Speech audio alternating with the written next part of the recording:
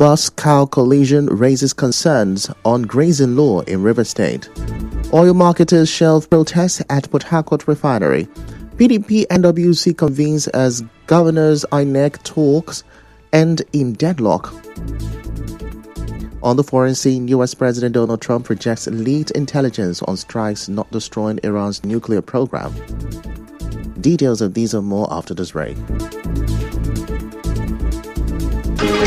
This is a good news. Apostle Johnson Suleiman is coming to Port Harcourt live at Santal.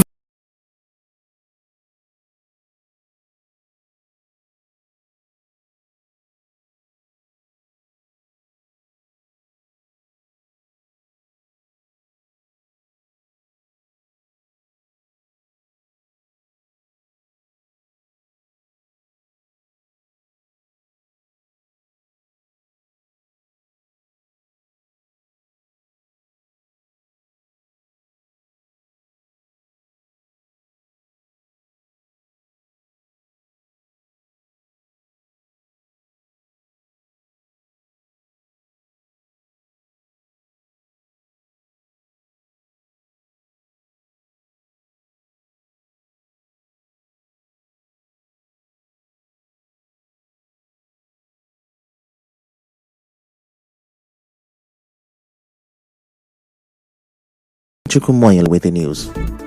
The Eze Ebeyelubo III, Eze Kelvin Anugo, has condemned the violent attack on the sole administrator of Ahoda East Local Government Council, Mr. Goodluck Ihanacho, and the Council Secretary, Mr.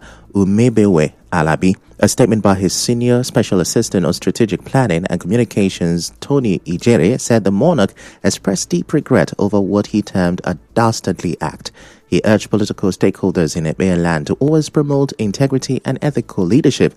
Eze Anugo commended the River State Police Command for its quick response to criminal activities in the area while also calling for vigilance and unity among the people. He charged the Ebeye political class to be deliberate in choosing leaders of proven character and to reject hypocrisy and immoral conduct in public service. The monarch further advised Ebeye's sons and daughters to uphold the values of love, discipline, and peace, urging them to seek redress through legal and constitutional channels rather than taking laws into their own hands. In the same vein, the natural ruler of ancient Akko Kingdom, Eze Cassidy Ikebidi, condemned the assault on the Ahoda East Council administrator by some youth whom police believe were led by the council's chief security officer, Mr. Hector Ekaketa. Addressing journalists in Port Harcourt, Eze Ikebidi urged the police not to sweep the matter under the carpet or allow political influence to overrule justice. He said the criminal attack, if allowed, would set a bad precedent. What happened on 20th of June, I condemn it. The sole administrator is my son. The CSO is one of my sons also. So I condemn that act. I urge the police to do their work. Police do not take the influence of the politicians who are on top to suppress this case, because the rumor is everywhere that some people send a young boy to disgrace his old master. Somebody who will employ you and you disgrace their master. That is to tell the world that such person is a criminal. My happiness is that the sole administrator is alive. Let the sole administrator open mouth and say the truth. You know the people that attack him. The monarch, who was a former council chairman of Ahoda East, described as regrettable the comments credited to Ekaketa about council allocation. Eze Ikebidi also urged police to bring to book the perpetrators of Monday's sporadic shooting incident near the council secretariat that led to the death of 2 security operatives. The figures that the CSO mentioned: 1, the CSO is not a member of FNG. He's not accountant. He's not the auditor of the council. He doesn't know anything concerning finance of the council. Let EFCC or the auditor of the council audit the sole administration, not him. That's not what they send him there for. They send him there for him to look after the master, not for him to kill the master. So police will go after him and then arrest him, interrogate him to know the truth. We hear that there is a gunshot in Ahoda East Council. Police will also go and arrest those people. They know them. Those people don't hide. They should leave innocent people. Staying with this, the Ebeye Youth Congress EYC Worldwide has also condemned the attack on the Ahoda East Council Administrator and Council Secretary, Mr. Umebewe Alabi, by some youth by describing the attack as a barbaric and criminal act. A statement by the EYC President General, Ewo Justice, and the Secretary General, Chiemele Wilfred, said the group also condemns a separate attack at Ahoda East Council Secretariat, which led to the death of a police officer and an OSPAC security operative. Ewo Justice later spoke to newsmen. EYC Worldwide rejects and roundly condemns the attack on the administrator of Ahoda East by yet to be identified boys and mercilessly beaten to the point where the administrator was compelled to signing a resignation letter under duress. EYC Worldwide therefore condemns this action by these yet to be identified youths, describing it as barbaric, timid, and criminal. EYC Worldwide also condemns in its entirety the attack by some group of boys which led to a heavy gun battle between the police and the attackers, thereby resulting in the death of a police officer and an OSPAC personnel attached to the council's security unit. While commiserating with the Nigerian police over the loss of their officer, Mr. Justice called on security agencies to fish out those responsible and take urgent steps to stop what he described as a rising wave of insecurity in Ekpeye land. He also urged youth in the area to shun violence and embrace peace and dialogue. EYC Worldwide hereby commiserates with the Nigerian police over the loss of their officer, while calling on them to step up their game in order to fish out the culprits and bring them to justice, as well as stem the tide of the new and gradual wave of insecurity in Ekpeye land before it gets beyond control. EYC Worldwide urge the Ekpeye youth to shun crime and criminality and embrace peace and dialogue. EYC Worldwide further advised the youth not to despair, as the President General is working tirelessly to draw the attention of the corporate organizations in Ekpeye land towards the plight of the youths. Now recall that a video clip which has now gone viral shows how the Ahoda East administrator and the council secretary were rounded up in the administrator's office and beaten up, and sole administrator was forced to sign a resignation letter under duress. The police have invited Ekakata and others for questioning but have not confirmed if they have responded. Moving on now, a commercial bus rammed into a stray cow along the Emoha Obakere Kalabari Road in River State on Tuesday, raising concerns about the non-enforcement of the state's anti-grazing law. A video of the incident shared on Facebook by Dairefa Christopher Braid showed passengers stepping out of the bus to assess the damage as no lives were lost. The video also showed the injured cow lying on the roadside with a bleeding nose and a broken horn and unable to move. The bus was said to have rammed into the animal after it wandered onto the road. An accident just occurred along Emoha Kalabari Road involving a cow and a Sienna bus. No life was lost, but the cow is injured. As you can see, one of his horns is broken and it is bleeding from the nose. He won't just break, he is even unable to stand up and walk properly. He stood up earlier and he staggered and fell. That's the bus and the passengers. Nobody's injured. Now, the accident has sparked renewed debate over the open rearing and grazing prohibition law number 5 of 2021 signed by former Governor Nyesom Wike in August 2021. The law bans open grazing statewide and mandates ranch certification for cattle rearing. Violators risk up to 3 years in prison, a 300,000 naira fine and forfeiture of the cattle involved. But enforcement has remained weak. Efforts to reach the River State Ministry of Agriculture, which has oversight on livestock regulation and the enforcement of grazing policies, were unsuccessful at the time of this report. Reacting to the crash, a lawyer, Dr. Jackson Umenazo, said the situation exposes both drivers and passengers to serious risk. Dr. Umenazo, who is the Chancellor of International Society for Social Justice and Human Rights, argued that the vehicle owner may have grounds to sue both the government and the cow's owner. The driver has an open-ended avenue to seek redress from the car owner, if possible, through the government for failing to enforce the laws which they have. It's a liberty to do so. We can approach the court of competent jurisdiction and ask for damages from the owners of the car and from the government of the state who has failed woefully to enforce the rules and the laws which they have made. Because in the eyes of the law, the driver was not expecting to see a cow on a highway based on the fact that there's existing law that will abuse that. So what the driver is expecting on the road is other vehicles and human traffic, which he must have made up mind to avoid. All of a sudden, he ran into a cow. The lawyer also expressed outrage that the law remains largely unimplemented nearly 4 years after it was passed. The question is, the open grazing law and its restrictions, when will it be enforced? When will those who are openly grazing their cattle based on the highway and inside people's farms be arrested and prosecuted? So, for instance, and in the past too, and we have been raising alarm because we make laws that we don't make provision for strict enforcement, and that makes the government organ so weak and gives people the leverage to violate the law and walk away. Coming up next, a few marketers shelve protest over diesel price hike as petrol cooking gas prices soar in Port Harcourt. Stay with us.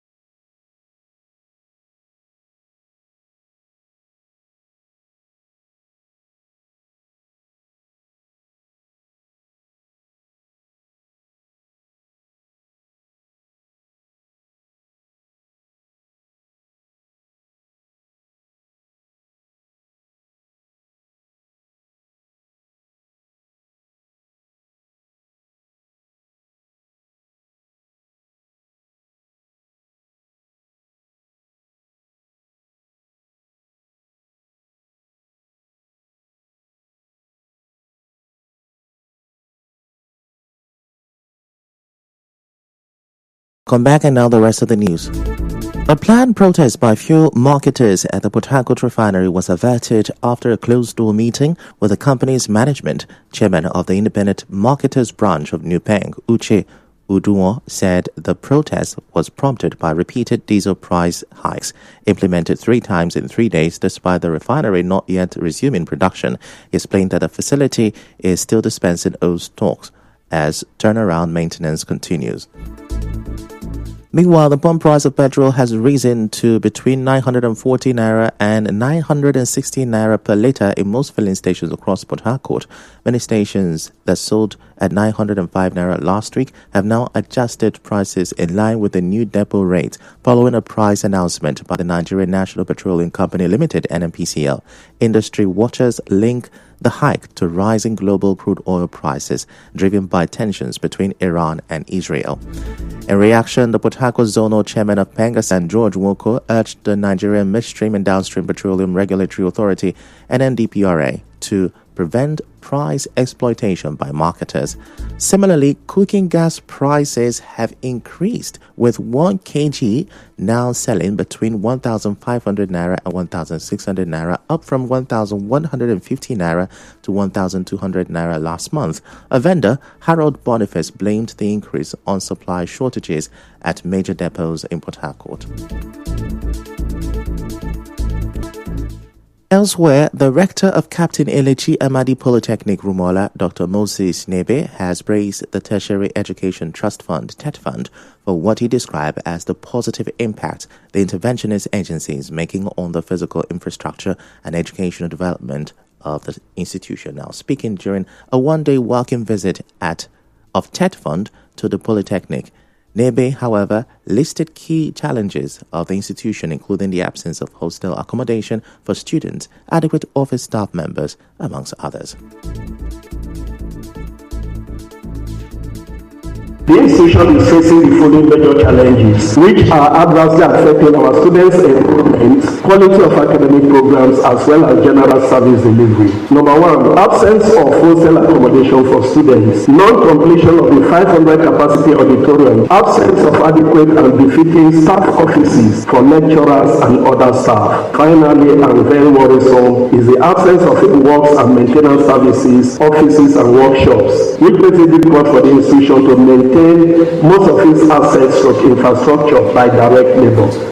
Earlier, the TET Fund BOT member representing South retired Right Honorable Abo Udoyok took an inspection tour around old site, ongoing project, and already completed facilities, addressing newsmen shortly after commissioning a 2-story TET Fund building. Udoyok commended the management of Captain Elechi Amadi Polytechnic and assured that some of her challenges will be given premium attention. We have seen things for ourselves and we will report them. But let me quickly applaud and commend the rector and the management team. The works they've undertaken speaks for themselves. As a familiarization to our working visit, we have commenced our work with the auditorium. We are going to facilitate your drawdown so that you can get that place completed. Whatever challenges that you presented, we've noted all of them. The ones we can do when we get to the office, we will do it expeditiously. In other news, the PDP National Working Committee has reportedly called for an emergency meeting following a deadlock session between PDP governors, party leaders, and the Independent National Electoral Commission (INEC). The NWC meeting is scheduled to be held today. Yesterday, INEC advised the party to consult its members, its constitution, and other documents to resolve its internal disagreement. The PDP acting national chairman Omar Damagum, while addressing journalists after the meeting with INEC, stated that the party will consult its leadership and respond to the commission within 48 hours. The PDP has continued to grapple with internal crisis since its defeat in 2015, marked by leadership wrangling, defections, and unresolved Congress disputes across key zones. At the center of the current tensions is the ongoing battle for the national secretary position between Sunday Udeokoye and Samuel Ayanwo, who enjoys the support of FCT Minister Nyesom Wike. This rivalry has deepened internal divisions and led to repeated postponement of the party's next meeting. On the international scene, U.S. President Donald Trump insists nuclear sites in Iran were completely destroyed by U.S. military strikes, despite an intelligence evaluation casting doubt on their success. Details of the initial damage assessment from the Pentagon's Defense Intelligence Agency were leaked to the media.